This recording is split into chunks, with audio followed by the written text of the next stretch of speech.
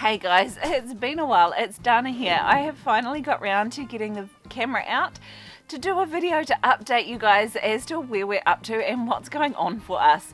We have finally moved to the new property and it's a bit of a mixed blessing. Some of it has gone really well and some of it has been a significant challenge. We've actually moved out of our old house before we've even sold it because of several reasons. The first of which, as you could imagine, trying to keep a house tidy with 4 children living in it is really difficult, and I got to the point where cleaning for 6 hours every time we had someone that wanted to look through the house was simply doing my head in. And on top of that, the reason it was becoming more and more difficult is because we're having another baby in December, so I'm getting less and less mobile and less able to do useful things. So I've decided that we will move out before it becomes too hard. Now, moving into the new place is not surprisingly fairly cramped, trying to cram 6 people into 60 square metres, which is about 600 square feet. It is only temporary though. This will eventually become our barn, and we have great plans to build a house up near the tunnel house somewhere. At the moment, we're doing all our cooking on a camp cooker with 2 burners. We don't have an oven at the moment, which is why I'm working on building a solar oven, which I'll put a video out showing you how that's going. And on top of that, we're also using a composting toilet, which has had all of its own dramas. We're having to change, we've got a urine diverter set up with it, and we had to buy a whole new setup for that, and I will explain that in another video. We do have a 12-volt pump set up on a water tank, so we at least have a little bit of running water, but if we want hot water at the moment, we're having to boil the kettle, and thankfully we haven't actually sold the other house yet, so we're still using over there for showers and for getting our washing done. I've had to order a new calefont. This one, the one that we had, after many dramas, we discovered it just wasn't working. So we've ordered a dual cart one, which is like a camping calefont thing with its own pump and all that sort of stuff. So we're hoping to get that set up maybe this weekend, and then we will finally be able to shower at home. Since being here, the spring winds have been such a nightmare. We've had so many things blow away, blow over. It's ripped a hole in my tunnel house, which we have managed to fix with some very expensive tunnel house tape. One of my daughter's chicken houses blew apart completely. The cage part of it has disappeared off into the gully, along with several of my barrels from the garden. Some bins that we had animal food in, they've all just disappeared off down the hill, and my husband has had to gather them all up and bring them back up. Thankfully, the actual chickens weren't hurt when their house blew over. Their cage part blew off completely. The actual house that they were hiding in fell over, so they were just stuck in there going, what the heck's going on, guys? So thankfully they were okay, and also thankfully we had a spare cage that we could put them in. Along with that, the quail house flipped over sideways and our solar system blew over completely. We thought we had it pegged down, but clearly not pegged well enough, and in that blowing gale, me and Talia, my 14-year-old, had to try and stand it up and whack in some waratahs to keep it standing upright. Oh, waratahs. They're also known as T-posts. Unfortunately, in all of that, it smashed one of the solar panels and pulled apart all the wiring. So I was out there in the howling gale, swapping all the wiring over, rehooking everything else up, and thankfully we had a spare solar panel that I was going to use up at the tunnel house to run some vent fans. Again, I'll do a whole nother video on those. So we were able to swap the panels over when the wind did finally die down. We discovered very quickly that using a chili bin as a fridge was not going to be a good solution for our family. We were using 2 really big water bottles and swapping them in the freezer over at the other house, and trying to keep the chili bin cold, which did work. Everything stayed cold, but it's such a pain rummaging in a chili bin for everything that you want. And the kids were in and out and in and out and in and out, and you're always saying, would you just shut the chili bin? It's getting too hot. So we have paid some money and bought a cheap fridge, which runs on surprisingly little electricity. It doesn't have a freezer or a chill box at all. It's just a fridge. And when we first moved in, we only had 1 panel and 1 battery. And to run the fridge, we've had to upgrade to 2 260 watt panels. And we've got 2 100 amp hour batteries. And so far, that's getting us through as long as the weather's okay.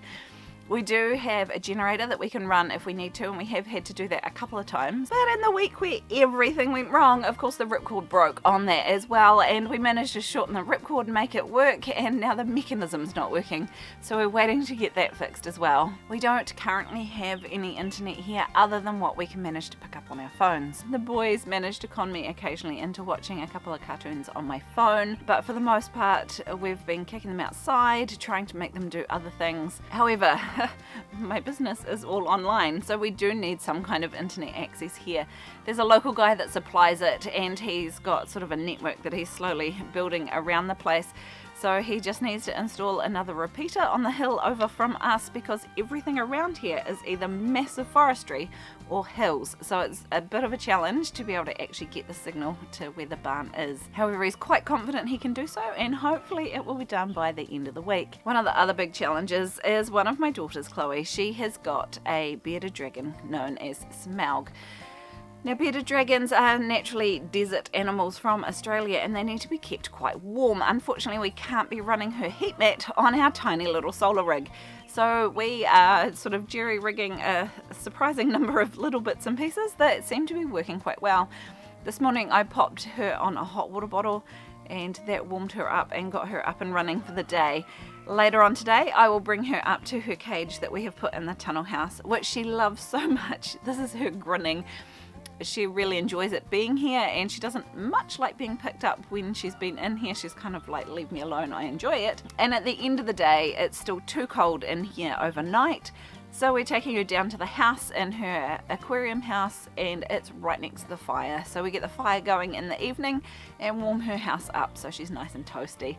So far so good, it seems to be working okay. The other thing about moving here with no boundary fencing is we've got all these other animals that need to be kept in.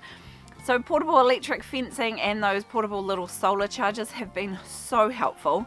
We've got one around the dogs, because one of our dogs will chase and play with anything that moves, and of course with small animals that doesn't always end well.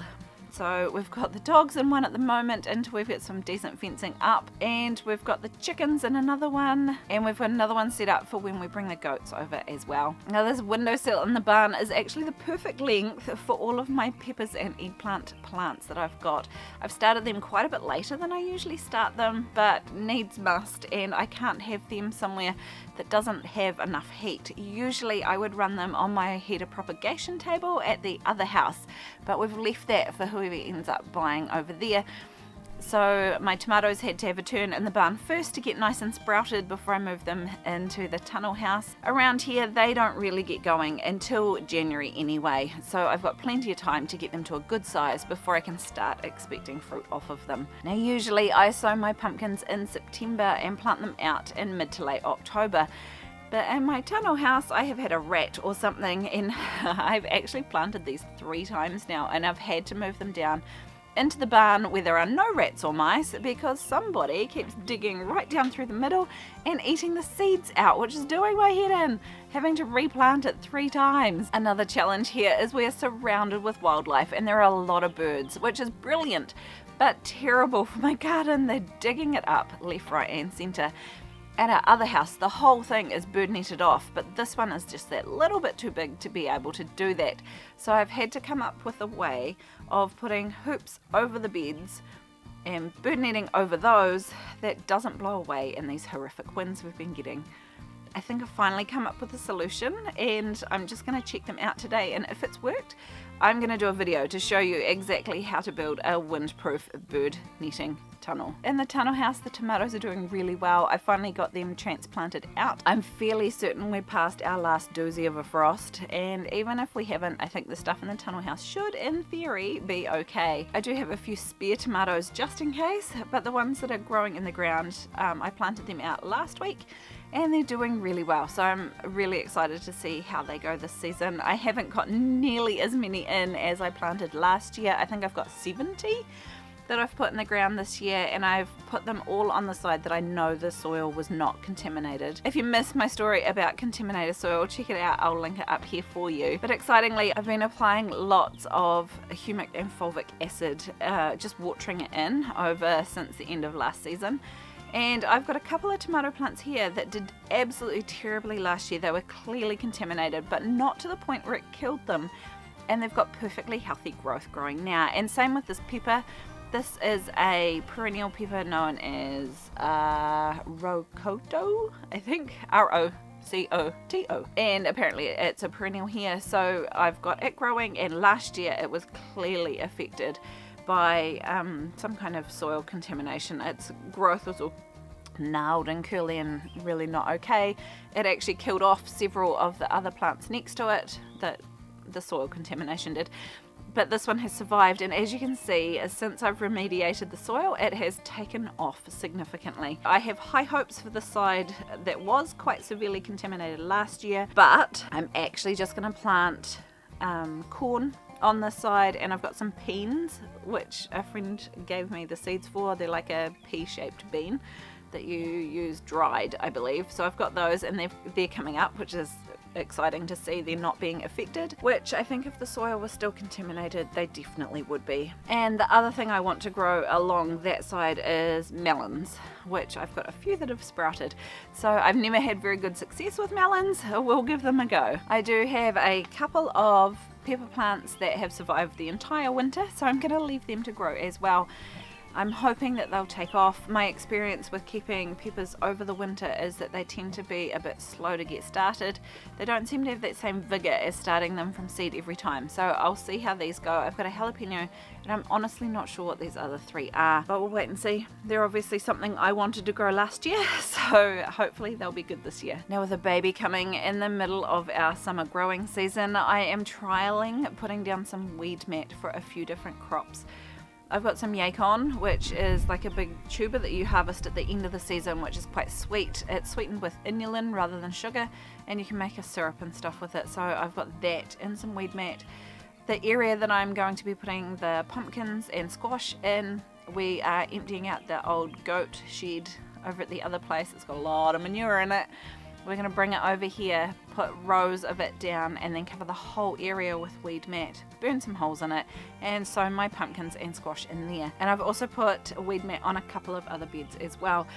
This is because I'm going to probably be mostly relying on my 12-year-old to do a fair amount of the weeding. Now, this area is no-till. It has been heavily mulched with another batch of compost, so I'm hoping the weed pressure will be quite small anyway, but I figure anything I can do to help keep on top of it, particularly for the season, will be a good thing. So I've got this, it's like an industrial grade woven weed mat. So we'll see how that goes. I'm hoping that the pumpkins will love it, because last year my pumpkins did terribly. While we're out here, I'll give you a quick show of what I do already have in the garden and what we're planning on doing. Now, the next question is, where to from here? What do you want to see from me? Do you want to see vlogs, like maybe a couple of times a week, of all the activities we're up to?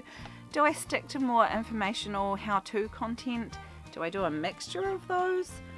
The other thing I'm wondering is, do I do a podcast? Do I interview some other people and their gardening experience and their homesteading experience?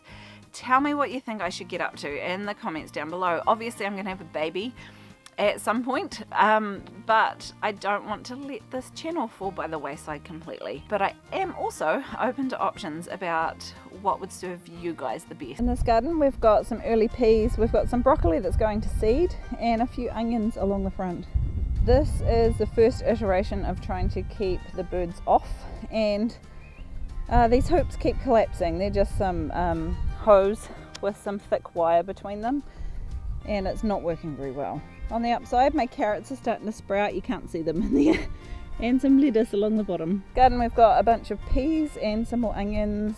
This one is my onion bed with a successful hoop system, which I will explain in a future video. This one will be carrots. This one has weed mat, and I'm not 100% sure what it will be yet. This one I plan on doing our first crop of bush beans. This one has some bush peas, some dwarf peas, and some residual carrots from last year. Again, with the successful hoop system. This will probably be more carrots, I suspect. This is again that first attempt at some hoops, and with my garlic. The garlic's doing really well, the hoops are not. We had a lot of issues with birds getting in this. This bed here is full of ochre, And this whole area here is all potatoes. And obviously these ones are growing the best out of all of them. They were the home sprouted ones, I think. This hoop system was the first one I tried, epic disaster. No, second one I tried, epic disaster. But it has kept the birds off still, except at this end where they got in. And you can see where they've uncovered the potatoes. They're growing anyway, so I'm leaving them for now, but I do need to come back in and cover everybody. And this last bed here is all my asparagus, which has come back alive, thankfully. And this one's a purple one. And I think we'll be able to harvest them next year. This is the second year I've had them, but they're already 2-year-old crowns when I got them. Thanks for joining me today to catch up on everything we're up to. Remember to let me know down in the comments down below what you'd like to see us do next. And I will catch you in the next one.